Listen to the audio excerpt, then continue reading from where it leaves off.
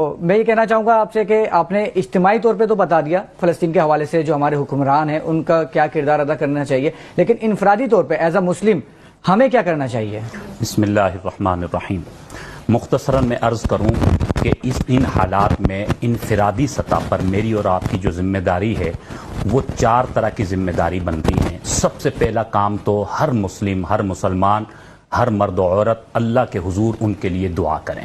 ادعوا ربکم تضرعا و خفیہ بھی اور گڑ گڑا کر بھی اپنے بیت المقدس کے لیے، ان مظلوموں کے لیے خوب اللہ سے مانگیں، کیونکہ سب کچھ اللہ کے ہاتھ میں ہے۔ شاید اللہ کو اس امت نے ناراض کر دیا تو اللہ کو منانے کی ضرورت ہے اور اللہ کے حضور مانگنے کی ضرورت ہے۔ دوسری ہماری ایک بحیثیت فرد ہونے کی ذمہ داری یہ ہے کہ ہم اپنے ان مظلوم بھائیوں اور بہنوں کی مالی مدد کریں، ان کے ساتھ تعاون کریں۔ انہوں نے پانی بند کر دیا، کھانا بند کر دیا، تمام معیشت کو روک کے رکھ دیا۔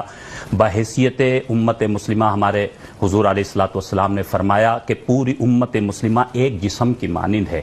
جسم کے ایک حصے میں اگر تکلیف ہوتی ہے تو پورا وجود تڑپ اٹھتا ہے۔ اگر وہاں ان کو تکلیف ہے تو ہمیں بھی تڑپ جانا چاہیے۔ علامہ اقبال نے فرمایا تھا، تھوڑی سی ترمیم کے ساتھ عرض کروں کہ اخوت اس کو کہتے ہیں کہ چبھے جو کانٹا فلسطین میں تو مسلم خطے کا ہر پیر و جوان بیتاب ہو جائے۔ ہمیں بیتاب ہو جانا چاہیے۔ تو مالی مدد کی صورت کیا ہے؟ ذہن میں سوال آئے گا کہ ہم کس طرح تعاون کریں۔ ہمارے ملک کے جو بڑے ادارے ہیں، دعوت اسلامی ایک بڑا ادارہ ہے، وہ کام کر رہے ہیں۔ جامع بنوری ٹاؤن ہمارا ایک بڑا ادارہ ہے، حضرت مفتی تقی عثمانی صاحب دامت برکاتہم شیخ الاسلام دارالعلوم کراچی، ان کا نیٹ ورک ہے۔ بیت الاسلام ٹرسٹ ایک بڑا نیٹ ورک ہے جو مصر کے ذریعے، ترکی کے ذریعے وہاں پر تعاون پہنچا رہے ہیں۔ ہم اپنے ان اکابرین بڑوں پر اعتماد کر کے اپنا تعاون ان تک پہنچا دیں اور انشاءاللہ یہ تعاون کسی نہ کسی ترتیب سے وہاں پر پہنچ جائے گا۔ اس کے علاوہ یہ اگلا ہمارا کام ہے کہ ہم ان ظالموں کی مصنوعات کا بائیکاٹ کریں۔ اسرائیلی مصنوعات، امریکی مصنوعات بائیکاٹ کریں، اور اس کا زبردست فائدہ ہے اور ہو رہا ہے۔ ہم جو دیکھ رہے ہیں پوری دنیا میں، اجتماعی طور پر تو مسلم حکمران بے حس ہیں لیکن مسلم قوم بے حس نہیں ہے۔ انفرادی طور پر جو بائیکاٹ ہوا ہے تو اسرائیلی مصنوعات کی کئی کمپنیاں بند ہونے کے قریب، ان کی برانچیں تھی وہ بند ہو گئی۔ پاکستان میں بھی، عمان، کئی جگہوں پر یہ ہم سوشل میڈیا پہ دیکھ رہے ہیں۔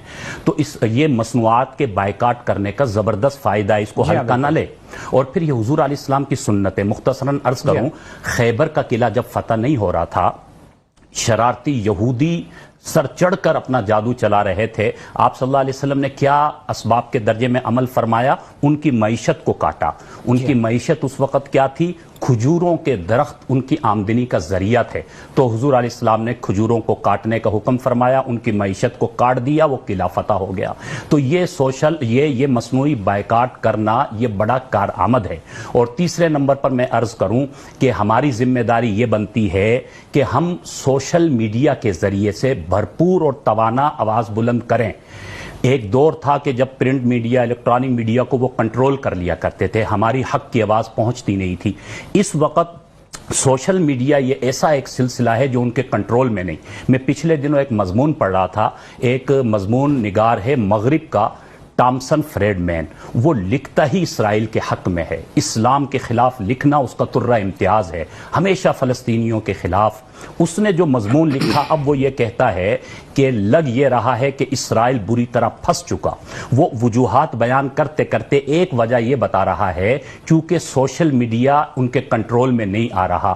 مغرب کا بہت بڑا طبقہ، خود عیسائی، خود بہت سے یہودی جو امریکہ میں، مغرب میں رہتے ہیں، وہ اس سوشل میڈیا کے ذریعے ان کے خلاف ہو رہے ہیں۔ تو سوشل میڈیا ایک بڑی بھرپور اور توانا آواز ہے، اس کو استعمال کریں اور بھرپور طریقے سے سوشل میڈیا پر اپنے ان مظلوم مسلمان بھائیوں کی حمایت میں آواز اٹھائیں۔